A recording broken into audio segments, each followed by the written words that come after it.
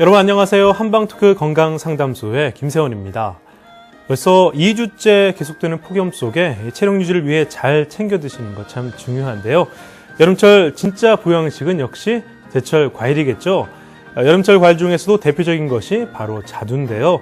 새콤달콤한 과즙이 풍부한 자두는 비타민과 미네랄이 풍부하고 또 비타민 A와 비타민 C 함량이 많아서 피부는 물론 스트레스 해소에도 좋다고 합니다. 또 항산화 물질인 안토시아신 성분이 많아서 컴퓨터 앞에 오래 앉아있는 직장인들의 고질적인 야맹증과 안구 건조증에도 참 좋은 것으로 잘 알려져 있죠. 동의보감에서도 자두는 골격이 쑤시는 것과 오랜 열을 다스린다라고 되어 있는데요.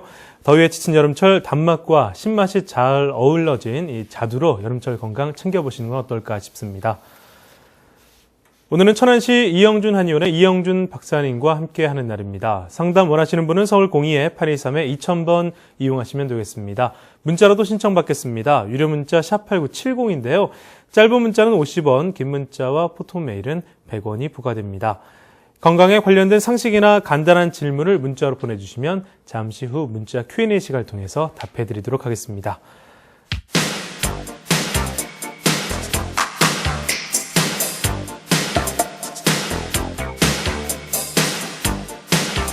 네, 오늘 화요일은 천안시 이영준 한의원의 이영준 박사님 모시는 날입니다. 그럼 박사님 바로 만나 뵙겠습니다. 안녕하세요, 박사님. 예, 안녕하십니까? 예, 반갑습니다. 예, 반갑습니다. 자, 이번 시간에도 FCST라는 턱관절을 이용한 전신 치료법이죠. 이것을 창안하시고 최근 턱관절의 비밀을 또 저서를 통해서 일반 대중에게 턱관절의 중요성을 알리고 계십니다. 자, 오늘 내용은 어떤 내용인지 좀 궁금한데요. 네. 오늘은 주의력 결핍과 과잉 행동장애라고 알려진 ADHD 증후군과 턱관절의 관련성에 대해서 소개해 드리겠습니다. 네. ADHD 증후군이라는 말이 이제는 낯설지 않은 단어가 된 것 같습니다. 요즘 아이들을 데리고 진료실 문을 두드리는 경우가 많아지고 있습니다. 네. 예. 자, 이렇게 ADHD란 증후군이 참 요즘 광범위하게 펼쳐진다고 하는데 정확하게 좀 무슨 질병을 말하는지 또 턱관절과는 어떤 관련성이 있는지 좀 소개해 주세요. 예, ADHD 증후군이란 한마디로 이제 학령기나 학년 전기 아동에서 아주 흔하게 나타나는 소아정신과 질환 중에 하나입니다. 이거는 지속적인 주의력 결핍과 과잉 행동, 네. 그리고 충동성 등의 3대 핵심 증상을 보이는 질환을 말합니다. 영어로 주의력 결핍이라는 단어에 attention deficit의 그 앞글자인 AD와 또 과잉 행동장애를 뜻하는 hyperactivity disorder의 앞글자인 HD를 합쳐서 ADHD 증후군이라고 부르고 있습니다. 그리고 이 질병을 앓고 있는 어린아이의 경우에는 대부분 주의력이 너무 결핍되고 행동이 그리고 너무 과잉되거나 산만하면서 충동적이고 공격적인 면을 주로 많이 나타내게 됩니다. 그래서 학교 생활이나 공부 등 정상적인 생활이 거의 불가능하게 되는 증상이면서 또 이 턱관절의 불균형과 아주 깊은 관련성을 가지고 있습니다. 네, 요즘 뭐 올림픽이 한창인데요. 그 미국의 수영 선수 마이클 펠프스도 어린 시절 이 질병을 앓았다고 하더군요. 예. 자, 이 ADHD의 질병의 원인은 무엇인지 또 주로 어린이에게서만 나타나는 질병인지요? 예, 그렇습니다. 네. 이 질병의 자세한 원인은 아직까지도 알려져 있지 않습니다. 다만 일반적으로 유전적인 혹은 뇌의 생화학적인 어떤 이상일 거라고만 알려져 있습니다. 네. 최근에는 또 인스턴트 식품과 환경 호르몬의 영향도 한몫을 하고 있다는 논문들이 발표되고 있습니다. 그리고 또 여자아이보다는 남자아이에게서 한 3, 4배 이상 또 많은 것으로 나타나 있습니다. 네. 그러나 저는 뇌신경계 이상을 일으키는 턱관절의 불균형이 가장 큰 원인일 거라고 보고 있으며 부수적인 원인으로는 어떤 환경 호르몬의 영향이거나 요즘 인스턴트 식품에 해당하는 정크푸드가 그 다음에 큰 원인일 것으로 생각하고 있습니다. 네.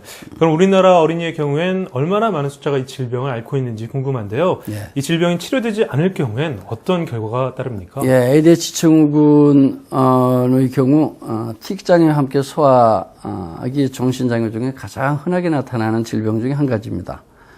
교육인적자원부가 2007년에 전국에 828명에 이르는 초중고등학생들의 대상으로 네. 조사한 바에 의하면 ADHD 증후군의 학생들이 약 30%나 된다고 보고한 바가 있습니다. 네.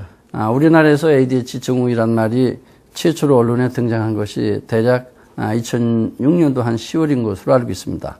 그리고 그때는 14세 이하 어린이들의 대략 12% 정도가 ADHD 증후군이라고 소개됐었습니다. 그런데 1년도 채 지나지 않아서 2007년도에는 30%까지 폭증하게 되었습니다. 그러니 5년이 지난 지금은 아마도 더 많은 어린이들이 이 질병에 노출되어 있지 않을까 싶습니다. 그리고 또 국민건강보험공단 자료에 의하면은 2003년도부터 2009년도까지 건강보험 진료비 지급 자료를 분석한 결과 ADHD 진료실 인원이 2003년도에 한 18,000여 명에서 네. 2009년도에는 64,000여 명으로 6년 만에 238%가 증가한 것으로 밝혀져 있어서 ADHD 치료제 시장이 확대되고 있다는 보고가 있습니다. 이런 것을 봐도 얼마나 많은지 알 수 있겠고요. 또 ADHD 증후군이 소화기에 제대로 치료되지 않았을 경우에는 청소년기 및 성인기의 약물 중독이나 인격장애, 그리고 정신장애 발병률을 높이는 주요한 위험 요인이 된다고 알려져 있습니다. 네. 또한 폭력 학생이나 비행 청소년으로 이어지는 경향이 높다고 알려져 있어서 최근에는 이러한 질병에 대한 관심이 매우 높아지고 있는 것 같습니다. 네. 강의 들으시는 분도 그렇겠지만 혹시 내 아이가 하는 부모님들 계실 거거든요. 우리 아이가 ADHD의 증후군을 갖고 있는 것은 아닐까? 어떻게 좀 알 수 있는 방법이 있을까요? 예, 여러 가지가 있습니다. 네. 아이들을 잘 살펴보면 몇 가지만 주의 깊게 확인해도 알 수가 있습니다. 우선 주의력 결핍과 과잉 행동 및 충동성의 자가 테스트 방법으로 나누어서 살펴볼 수 있겠습니다. 네. 그럼 먼저 ADHD의 이 자가 테스트 방법부터 소개해 주세요. 예, 자가 테스트 방법 중에서 먼저 주의력 결핍에 대해서 알아보면은 주의력 결핍을 가지고 있는 어린아이들의 경우 대체적으로 부주의로 실수를 잘하고 또 집중을 오래 유지하지 못하며 다른 사람의 말을 잘 경청하지 못하는 편입니다. 네. 그리고 과제나 어떤 시킨 일을 끝까지 완수하지 못하고 계획을 세워서 체계적으로 하는데 매우 어려움을 느낍니다. 또한 지속적으로 정신 집중을 필요로 하는 공부나 숙제 등을 싫어하거나 회피하려 하고 또 필요한 물건을 자주 잊어버리는 편입니다. 네. 그리고 외부 자극에 의해 정신을 자주 빼앗기면서 일상적으로 해야 될 일을 자주 잊어버리는 편입니다. 자, 그렇게 되면 이 ADHD의 증후군의 자가 테스트 방법 중에 과잉 행동 및 충동성의 자가 테스트 방법, 이건 어떤 건가요? 예, 과잉 행동과 충동성 장애를 나타내는 어린이들을 살펴보려면은 먼저 다른 사람의 활동에 끼어들거나 방해하는 편입니다. 네. 그리고 손발을 가만히 두지 못하고 앉은 자리에서 계속 꿈지락거리는 편이고요. 또 제자리에 있어야 할 때 마음대로 자리를 뜨거나 안절부절하지 못하거나 가만히 있지를 못하는 편입니다. 그리고 집중을 하지 못하거나 활동에 있어서 조용히 참여하지 못하고 끊임없이 움직이거나 마치 모터가 움직이듯이 행동을 합니다. 그리고 지나치게 말을 많이 하는 편이며 질문이 끝나기 전에 불쑥 대답을 하든지 또 차례를 잘 못 기다리는 편입니다. 네. 박사님, 그럼 어떤 이유로 이렇게 턱관절의 불균형이 ADHD라는 증후군과 같은 이 소아 정신과 질병의 원인이 되는지 좀 소개해 주세요. 예, ADHD 증후군을 갖고 있는 어린이들의 경우에는 대부분 예의 없이 턱관절의 불균형 구조를 가지고 있습니다. 그리고 이를 악무는 습관이나 이갈의 습관을 갖고 있습니다. 그리고 턱관절에는 고유신경계가 분포되어 있습니다. 네. 무려 9개 뇌신경이 분포되고 있습니다. 이로 인해서 턱관절에 어떤 불균형 구조가 있게 되면은 여러 경로를 통해서 뇌 줄기에 부정적인 시그널을 발생시키게 됩니다. 말하자면 3차 신경으로 연결된 상부 경추의 아탈구를 유발시켜서 뇌 경막과 뇌 척수 경막의 비틀림과 과학 긴장을 유발시키기도 합니다. 그리고 또한 아래 턱과 연결된 저평골에 부정적인 자극을 주며 뇌 척수에게 순환장애를 유발시키기도 합니다. 말하자면 턱관절의 불균형은 뇌로 소통하는 대후두공의 통로를 틀어막아 뇌신경계의 전반적인 기능에 나쁜 영향을 미치기 때문입니다. 네. 그러니까 박사님께서는 틱장애, 뚜렛장애, 또 원인 불명의 언어장애나 연축성 사경증이라고 알려진 근이상 긴장증이죠. 이런 것들의 희귀 난치병 원인을 모두 턱관절의 불균형에서 찾고 계신데요. 마찬가지로 ADHD 증후군 역시 뇌신경계의 불균형을 유발하는 턱관절의 어떤 불균형에서 찾으신다. 이렇게 보면 되겠군요. 예, 맞습니다. 저는 턱관절의 불균형에서 그 원인을 찾아서 뇌신경계의 불균형을 조절하고 있으며 그리고 만족스러운 치료 결과를 나타내고 있습니다. 그러나 현실은 그러지 않은 데 있습니다. ADHD 증후군의 실제 원인은 턱관절의 불균형으로 인해서 두개골과 상부 경추 및 척추의 구조적인 결함을 발생시키고 이게 뇌신경계 시스템 에러를 발생시켜서 나타나는데 네. 전혀 엉뚱한 데서만 현대의학에서는 찾으려고 하고 있습니다. 그리고 말하자면 구조적인 결함은 그대로 모셔놓은 채 뇌에서 분비되는 도파민 등이나 어떤 호르몬의 이상이나 유전적인 요인 등에서만 원인을 찾으려고 하고 있기 때문에 제대로 된 치료가 될 수 있겠습니까? 네. 그래 현대의학에서는 ADHD 치료제로 메칠페니데이트라는 약물이 전체의 70% 점유율을 갖고 있다고 합니다. 그러나 부작용 우려가 있어서 최근에는 부모님들의 불안감이 가중되고 있습니다. 최근 발표에 의하면은 주성분이 염산 메칠페니데이트인 ADHD 치료제는 국내에서 2009년부터 2010년까지 식욕 감소나 불면증 그리고 체중 감소, 두통 등 총 306건의 부작용이 자발적으로 보고되고 있습니다. 이처럼 호르몬을 조절하는 약물에 의존하면서 그러한 연구만 이루어질 뿐 구조적인 면에서 턱관절의 불균형이 어떤 뇌신경계에 어떻게 이상을 초래하면서 유발될 수 있는 쪽으로는 전혀 연구가 이루어지지 않고 있습니다. 네. 그래 오히려 저희 같은 임상로컬의 의료인으로부터만 부분적인 연구가 이루어지고 있어서 안타까울 뿐입니다. 네, 좀 다른 각도에서도 이렇게 연구가 이루어지고 있다니 참 다행인데요. 박사님께 서두에서 이 ADHD의 증후군의 경우 또 다른 원인으로서 턱관절의 불균형 말고 환경 호르몬이나 정크푸드도 한 원인이 될 수 있다라는 말씀을 해주셨거든요. 예, 그렇습니다. 현재 어른들의 경우 예전에는 지금처럼 580여 종이나 되는 화학 첨가제가 가미된 불량식품이나 또는 가공식품을 거의 먹어보지 못하고 자랐습니다. 네. 그런데 요즘의 어린이들은 입에 넣는 음식의 80, 90%가 가공식품에 의존하고 있는 실정입니다. 예. 밖에서 외식하는 경우도 심지어는 또 집에서 먹는 음식조차도 쉽고 편하게 살겠다는 부모님들의 무책임한 행동으로 인스턴트 식품, 가공식품이 그대로 밥상에 올라오고 있습니다. 사서 먹이는 햄버거나 피자 또는 핫도그, 아이스크림, 라면 등의 소형 식품들을 서양 사람들은 정크푸드라고 합니다.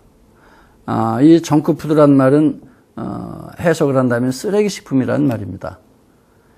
이런 식품들을 먹이는 부모님들에게도 요즘 ADHD 증후군에 큰 책임이 있다고 보겠습니다. 네. 박사님, 그럼 이 ADHD 증후군에 아이를 둔 부모님들이죠. 예. 실제로 이 질병의 치료를 위해 어떻게 하면 좋을지 좀 말씀해 주세요. 예, ADHD 증후군을 두고 계신 부모님들께 치료를 위해서 어떻게 하면 좋을지 몇 가지 대응 방안을 소개해 드리겠습니다. 고혈압의 경우도 어떤 고량진미나 또는 운동부족이 원인된 사람은 식이요법과 운동요법을 주로 해야 되고 또 턱관절의 불균형과 척추 구조가 무너져서 고혈압이 된 경우라면은 틀어진 척추와 턱관절의 불균형을 조절해야 되겠죠. 이와 마찬가지로 ADHD 증후군이 어린이를 두고 계신 부모님들께서는 한 4가지 방면에서 신경을 써주실 것을 부탁드리고 싶습니다. 첫째, 매끼 먹는 식단의 과감한 변화입니다. 정크푸드 즉 인스턴트 식품을 중단하시고 오색 채소와 각종 나물 그리고 현미식 위주의 식단으로 아이들의 먹거리 변화를 과감하게 가꿔주시기 바랍니다. 두 번째는 요즘 아이들의 경우 오히려 운동 부족도 소아정신과 질환과 소아 비만의 원인이 되고 있습니다. 그래서 부모님과 함께 손잡고 시원한 저녁을 택해서 하루 1시간 이상씩 걷는 보행 운동요법을 날마다 한번 시행해 보시길 권하고 싶습니다. 네. 아이들과 친밀감을 유지할 뿐만 아니라 뇌의 정서적 발달에도 아주 큰 영향을 미치게 됩니다.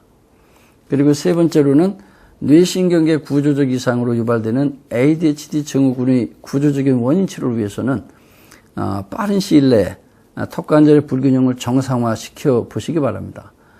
턱관절의 균형 조절이 이루어져야 아탈구된 1, 2번 목뼈가 제자리로 들어가게 되고 또 막힌 후두공, 이 뇌로 가는 대후두공의 통로가 뚫리게 됩니다.